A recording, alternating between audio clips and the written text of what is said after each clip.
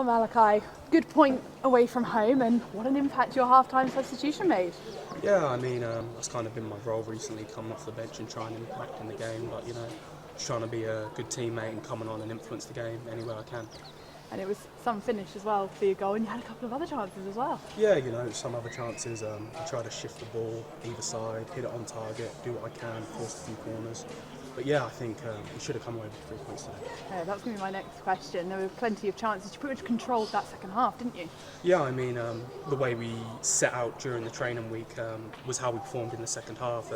I'm not too sure why we didn't execute in the first half, but second half we did the plan that the gaffer set us out to do, and yeah, we should come away with 3 points really. And we've spoken so much about the defensive line and how strong that's been, but it looked to impact the players a little bit when you went 1-0 down.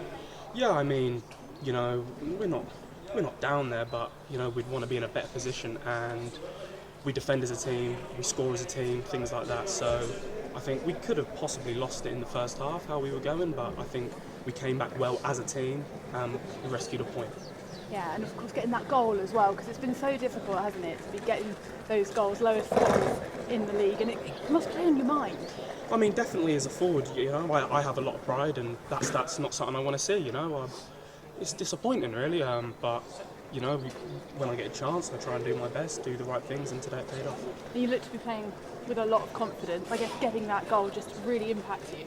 Oh, I mean, you ask any striker goals, give them confidence. So when the first one went in, I sort of started to flourish a little bit more.